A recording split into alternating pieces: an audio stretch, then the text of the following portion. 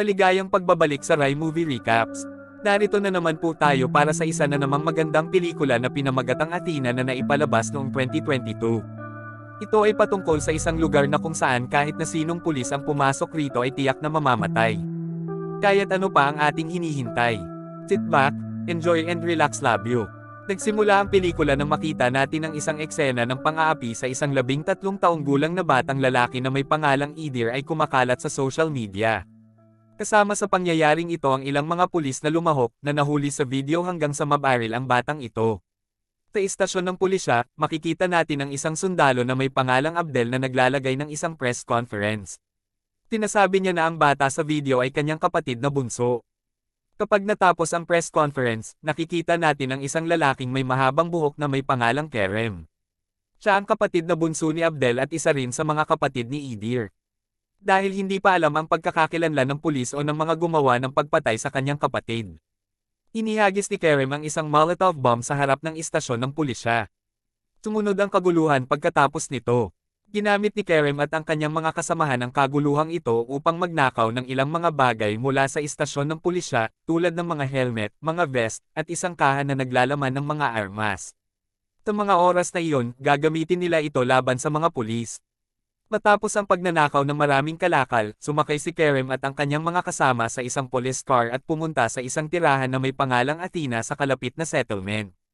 Ang mga tropa ni Kerem ay handang magsagawa ng revolusyon kapag sila ay makarating sa Athena, at si Kerem mismo ang magiging leader ng pag-aalsa. Pagkatapos, nakilala natin ang isang pulis na may pangalang Jerome na nag-aayos kasama ang iba pang mga pulis para pumunta sa Athena. Makikita natin na medyo may agam-agam ang mga pulis sa isang lalaki na may pangalang Sebastian, at matagal nang binabantayan ng pulis si Sebastian. Ito si Mokhtar, siya ang pinakamatandang kapatid ni na Abdel, Kerem, at Edir. Si Mokhtar ay gumagamit ng cocaine. Bukod dito, siya ay nagbebenta at nakikipag-ugnayan sa mga ilegal na armas. Sa gitna ng kaguluhan na ito, patuloy pa rin si Mokhtar sa pagpapadala ng kanyang mga ilegal na armas mula sa Athens palabas ng doon gamit ang isang ambulansya. Pagkatapos ay plano niyang pumunta sa gubat para ilibing ang mga armas hanggang magkakalmahan ang sitwasyon dahil natatakot siyang baka mahuli siya ng pulisya na may dala niyang armas. Ngunit sa kasamaang palad, natuklasan niyang na-block na ang daan palabas ng Athena ng mga tauhan ni Kerem. Kaya naman, pinili ni Mokhtar at ang kanyang mga kasamahan na magtago muna at itago ang mga ilegal na armas sa isang walang tao na bahay dahil malapit nang pumasok ang pulis sa Athena. Dahil sa galit, si Mokhtar ay marahas na sumaktong sa mga kasapi ni Kerem habang hindi makaganti ang mga ito. Dahil sa katunayan na mas matanda si Mokhtar sa leader nila, hindi sila makapagdesisyon na labanan si Mokhtar. Sa kabilang banda, dahil sa resistensya ni Kerem at ng kanyang mga kasamahan laban sa mga pulis, nagsimulang matakot ang mga mamamayan ng Athena. Ayaw ng mga residente na umalis sa Athena at kinukulong nila si Abdel na naroroon dahil si Abdel ay kapatid ni Kerem. Si Abdel ang tagapamagitan na agad na sumubok na hanapin si Kerem upang kumbansihin itong itigil ang kanyang mga gawain. Habang siya'y naghahanap ng kanyang kapatid, nakita ni Abdel si Sebastian, ang lalaking kinatatakutan ng pulisya. Sa sandaling ito, nagpapakita si Sebastian ng walang takot at walang pakialam na anyo. Upang maiwasan na maapektuhan si Sebastian ni Kerem, nagdesisyon si Abdel na ikulong ito sa isang silid. Pagkatapos nito, bumalik si Abdel upang hanapin ang kanyang bahay, at nakita niya ang isang grupo ng mga tao na nagdarasal para sa kanyang kapatid. Bukod dito, nakasalubong niya ang kanyang ina na nag-advise sa kanya na magdasal para sa kanyang yumaong kapatid.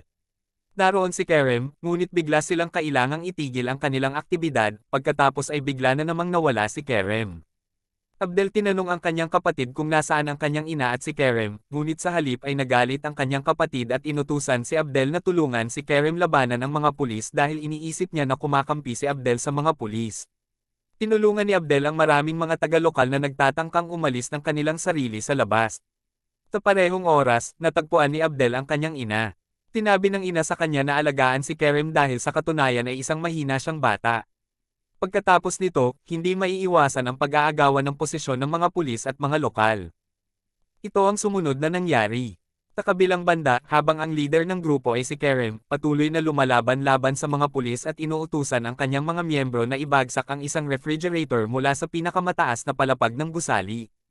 Pagkatapos nito, inilunsad ng pulisya ang tear gas kay Kerem at pagkatapos ay binyandage ang kanyang sugat. Narinig ni Kerem mula sa isa sa kanyang mga kasama kung pumasok ang mga puwersa ng pulisya mula sa ibang block ng elementong ito.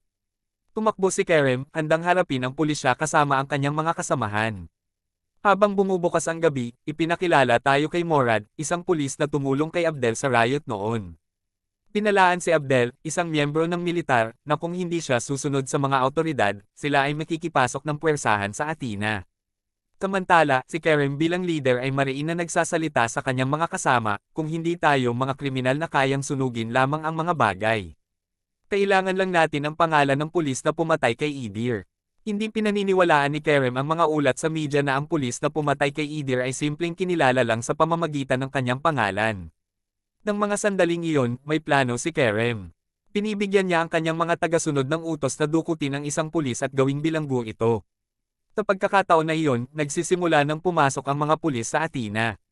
Tinatanggap ng mga lalaki ni Kerem ang pagdating ng mga pulis sa pamamagitan ng pagpapailaw ng mga paputok sa kalangitan.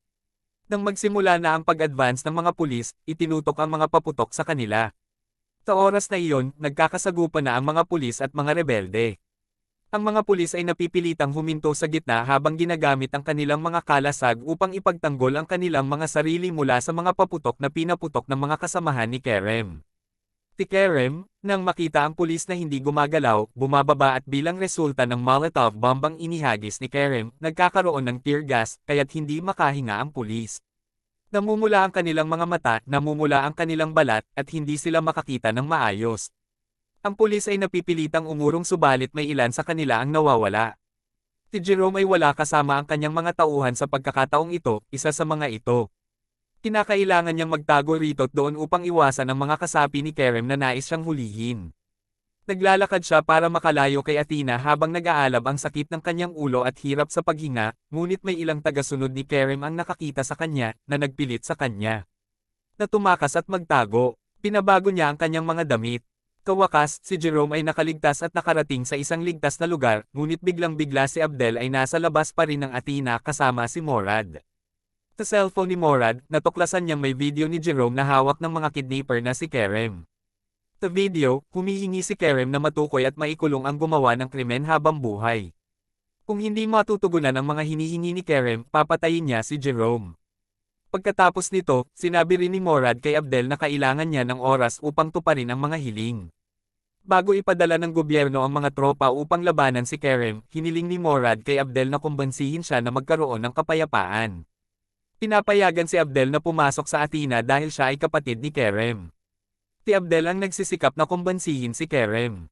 Sinabi ni Kerem na hindi siya titigil dahil karaniwan naman umanong sumusuporta ang mga awtoridad sa mga mamamatay tao. Tinusubukan ni Abdel na maging mahinahon. Tinanong niya ang kanyang kapatid, ano ba ang silbi ng ginagawa mong ito? Mamaya, pagkatapos mong makuha ang pangalan ng salarin, dadalhin ba nito si Idir sa buhay? Hinagka ni Abdel si Kerem at sinabihan siya na itigil ang lahat, ngunit itinulak siya ni Kerem palayo. Niluwa niya ang kanyang kapatid at sinabi na si Abdel ay alipin lamang ng Pranses military. Dapat sana ay si Abdel ang patay, hindi si Idir. Nang marinig ito ni Abdel, dali-dali niyang inilabas si Jerome mula sa lugar. Hinabol sila ni Kerem at ang kanyang mga kasama habang nagpapaputok ng paputok. Pagdating sa labas, pinag-utos sila na huminto at humiga ng mga tropa, at bigla na lang silang binaril ng pulis, ngunit si Jerome ang tinamaan. Si Kerem at ang kanyang mga kasamahan ay abala sa pag-handle ng mga puwersa ng pulisya na naroroon, samantalang sina Abdel at Jerome ay naghahanap ng bar kung saan naninirahan si Mokhtar at ang kanyang mga tauhan. Inadlangan ni Mokhtar at may hawak na revolver sa kanyang kamay ang mga tauhan ni Kerem mula sa pagpasok sa bar ng barilin niya ng babala. Sa loob, tinanong ni Abdel si Mokhtar tungkol sa isang paraan upang makalabas, at sinabi ni Mokhtar na ang kanyang mga tauhan ay naghahanap ng paraan sa pamamagitan ng paghukay sa lupa sa likod na kwarto. Agad namang natuklasan ni Mokhtar na isang pulis si Jerome, kaya't pinagsabihan niya si Abdel. Sa gitna ng kanilang argumento, tinawagan sila ng kanilang ina ngunit pareho nilang tinanggihan ang tawag. Kawakas, nagpitino si Mokhtar at tinawagan ang kanyang kaibigan upang tulungan ang mga pulis na makalabas doon para maging tawag siyang bayani. Si Kerem, sa kabilang banda, ay nag-oorganisa ng isang proyekto kasama ang kanyang grupo nang biglang tawagin ng kanyang ina. Nakita na tanging si Kerem lamang ang sumasagot sa tawag. Pagkatapos nito, inuutos ni Kerem sa kanyang mga kasama na sumugod mula sa likuran habang siya ay nagtatangkang sirain ang atensyon ni Abdel mula sa harapang pinto. Kinausap niya si Abdel at bantaan itong ibigay ang mga pulis, habang hawak-hawak ang isang Molotov bomba sa kanyang kamay. Pinaliwala ni Abdel ang banta ni Kerem. Agad na nag-init ng Molotov bomba si Kerem, ngunit sa oras na iyon, nasa likuran na ng kanya ang mga pulis at sinabihan siyang agad na ibaba ang bomba. Si Kerem, na nawalan na ng interes, ay humarap at nagayos para ihagis ang Molotov cocktail sa mga pulis nang biglang-bigla, isang pulis ang binaril si Kerem, pilit itong pinababa ang pampasabog at nagsindi ng apoy sa kanya. Nagtungo si Mokhtar kay Abdel na patuloy na nahihirapang maunawaan ang pagkamatay ni Kerem. Mukharing nagdadalamati siya dahil nawala rin niya ang kanyang kapatid. Si Abdel na hindi pa rin makatanggap sa pagkamatay ni Kerem ay nagsimulang bugbugin si Mokhtar ng galit. Pagkatapos ng kamatayan ni Kerem, kinuha ni Abdel ang papel nito bilang pinuno ng revolusyon upang maghayganti sa kanyang mga kapatid. Galit na pumunta si Abdel kay Jerome. Nang sabay-sabay, may tawag mula sa pulisya na nagsasabi na ang pulis na pumutok kay Kerem ay hindi isa sa kanila. Dahil hindi niya magawang magdesisyon, iniutos ni Abdel sa kanyang mga miyembro na dalhin si Jerome sa itaas. Pagkatapos, itinanong sa kanya ng isa sa mga miyembro ang tungkol sa lagayan ng mga sandata na hindi maaring buksan. Nandoon si Abdul Ala Sebastian na naruroon upang sirain ang kaligtasan. Pagkatapos nito, tinawagan ni Abdel si Morad sa video. Pinarahan niya si Morad na agad sabihin sa kanya ang pangalan ng pulis na pumatay kay Idir. Kung hindi niya sasabihin ito sa loob ng isang oras, mamamatay si Jerome. Sa oras na iyon, narinig rin ni Abdel ang balita tungkol sa mga pag-aaklas na naganap sa 3 lungsod sa Pransya, pagkatapos ay pumasok ang isang grupo ng mga ekstremistang anti-gobyerno sa City Hall. Nahihirapan ang pulis sa pagkontrol sa kanila at malapit nang mag-deploy ang militar. Babalik tayo kay Sebastian, madali nitong binuksan ang kaha ng mga kalakal sa isang gawang bahay na bomba.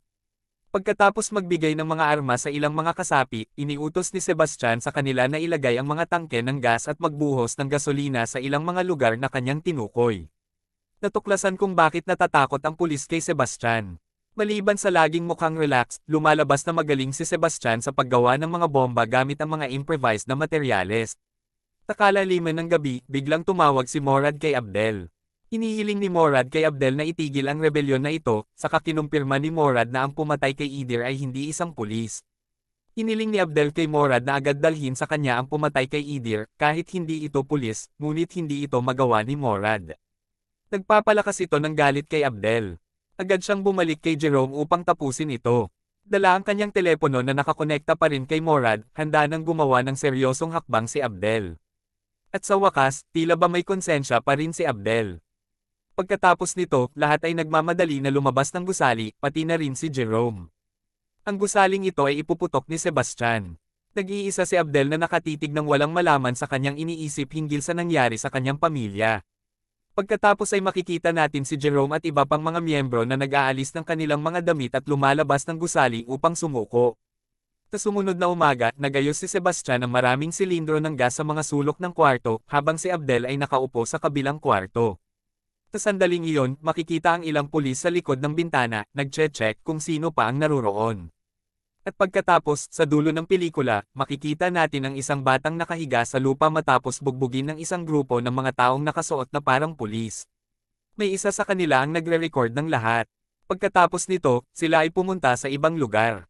Sa leeg ng isa sa kanila, makikita natin ang isang accident na tato. Isang tato ng militanteng grupo mula sa kanan ng France. Pagkatapos, sinunog nila ang mga atributo ng pulis na kanilang ginamit kanina. Maaari nating sabihin na ang mga taong ito ang mga pumatay kay Idir. At dito na nga nagtatapos ang pelikula natin para sa araw na ito. Maraming salamat sa panunood.